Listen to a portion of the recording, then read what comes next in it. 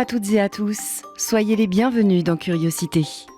Cette semaine, votre magazine vous emmène au Lézard, qui accueille actuellement le travail de la plasticienne orinoise Karima Duchamp.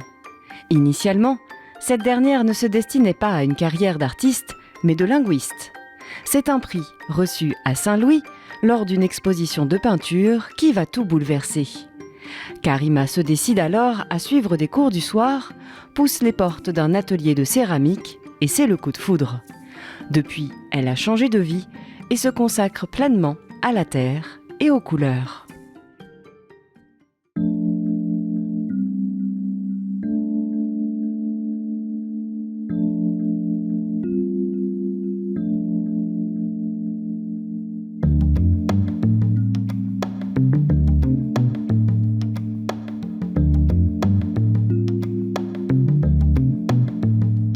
Je suis Catherine Koenig, je suis historienne de l'art, conférencière et de temps en temps commissaire d'exposition dans des cas un peu particuliers.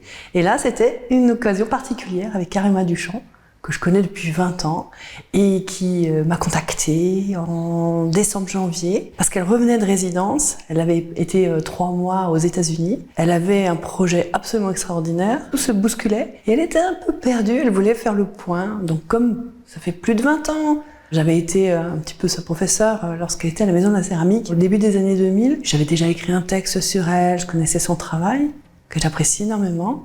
Et ça m'avait vraiment plaisir qu'elle me confie la charge de l'aider pour ce projet.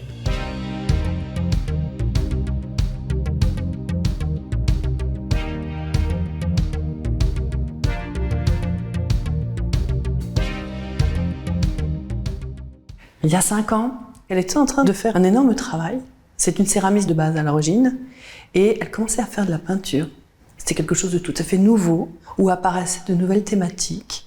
Et j'ai trouvé que la confrontation entre le travail matériel de la terre, de la lourdeur, de la densité du bloc de terre et quelque chose qui était en train d'apparaître avec les couleurs évanescentes, des choses de transparence, où il n'y avait justement pas la matière picturale.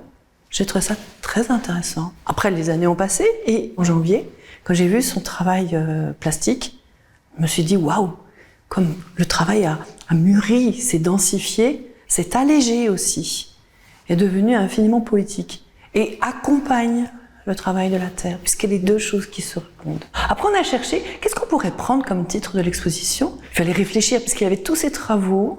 Donc j'ai beaucoup écouté Karima, pour pouvoir mettre des mots sur ses œuvres. Assez vite, quand même, on a trouvé 3 axes. Le travail de la terre, le travail des couleurs et cette lumière. J'ai trouvé que ces œuvres étaient tellement lumineuses. Et donc, c'est ça qu'on a pris. De terre, de couleurs et de lumière.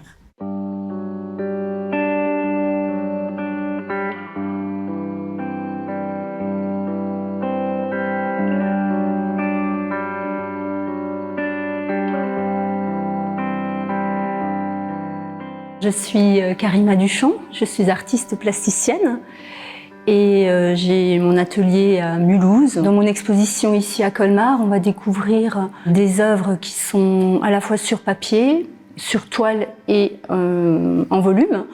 Donc des sculptures en céramique, principalement en porcelaine. Toutes les sculptures présentes sont en porcelaine. Ce sont des œuvres qui sont récentes. Elles datent toutes de, je dirais, la période après confinement, là où mon travail a pris une autre dimension. J'ai restitué un atelier chez moi, puisque je ne pouvais plus me rendre dans mon atelier. Et j'en ai profité pour ne plus faire de céramique. J'ai fait uniquement de la peinture et du dessin pendant une période. Tous les jours.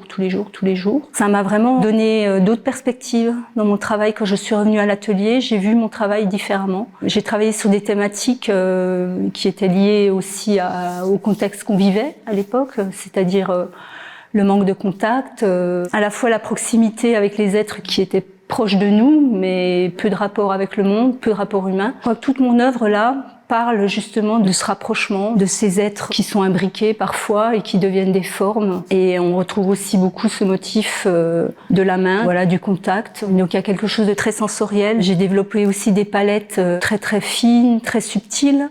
J'avais envie de quelque chose de très doux, surtout, d'apporter de la douceur.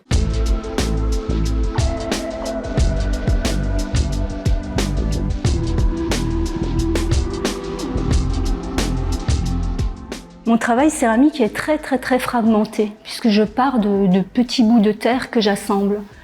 C'est comme si j'imaginais quelque chose de fini qui s'était démoli et que je reconstituais. Donc il y a tout ce travail de construction qui est très important et qui prend beaucoup de temps.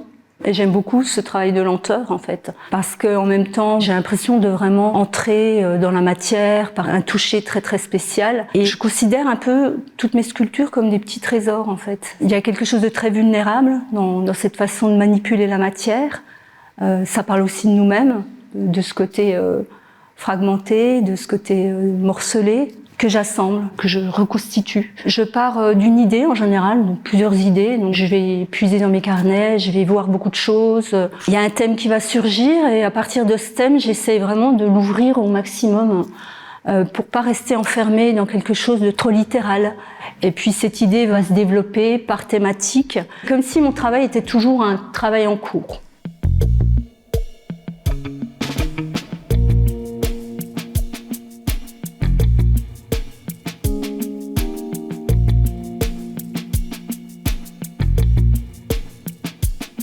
Je travaille ma palette de céramiste pas du tout comme un céramiste habituel, c'est-à-dire que à la fois j'ai ce côté très technique où je sais exactement ce que je fais quand je crée mes couleurs et tout est pondéré, tout est mesuré et donc j'ai des recettes bien précises. Mais à partir de là, je dirais que je m'émancipe du format traditionnel et cette palette en fait je la fais évoluer avec des pigments de céramique.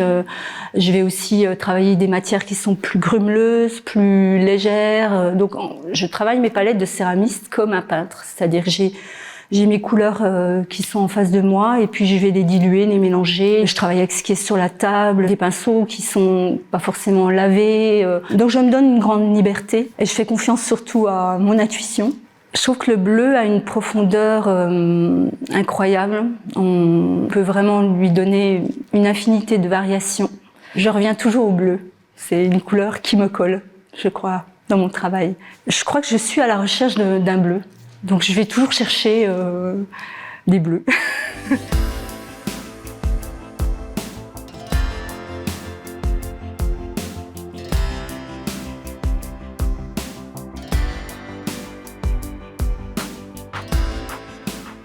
J'aime beaucoup les architectures de terre, en fait, les architectures primitives. Il y a un motif aussi qui revient souvent dans mon travail, c'est le triangle. Parce que le triangle aussi a un moyen de construction en architecture qui est stable par la forme du triangle. Je m'inspire aussi beaucoup d'architectes qui ont travaillé sur ce motif et aussi d'architecture traditionnelle, comme par exemple les muqarnas, qui sont des architectures en nid d'abeilles en haut des mosquées.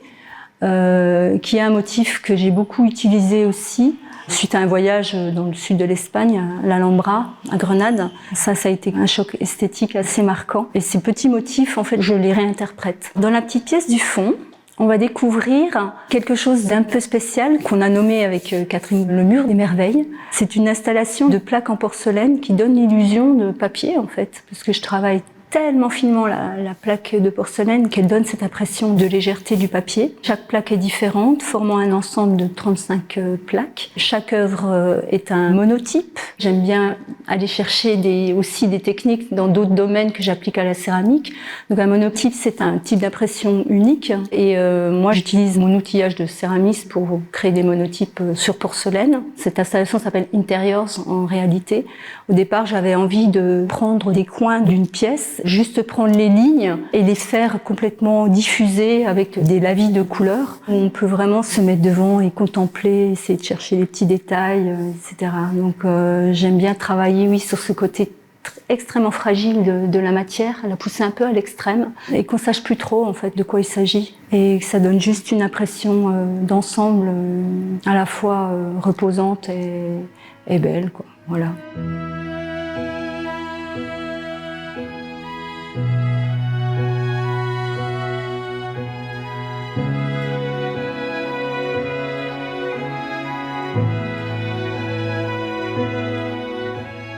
Dans l'exposition, il y a beaucoup d'œuvres qui vont entrer en résonance, qui vont en tout cas avoir une conversation de l'une à l'autre. Donc je pense que c'est important qu'on prenne le temps de chaque œuvre. J'aime bien l'idée qu'il y ait le printemps qui arrive et que tous les arbres sont en fleurs partout et on va arriver ici, c'est plein de couleurs, mais à la fois les couleurs sont un peu floues, sont pas forcément des fois définies et je pense qu'il y a une grande interprétation aussi dans mon travail. J'aime bien avoir aussi ce champ un peu libre pour que chacun puisse repartir avec une sensation. J'aimerais bien que le public ait le plaisir de venir, de voir les œuvres, de revenir, de voir en fonction de la lumière qui change la journée, aller voir le mur des merveilles, qu'il soit dans une délectation.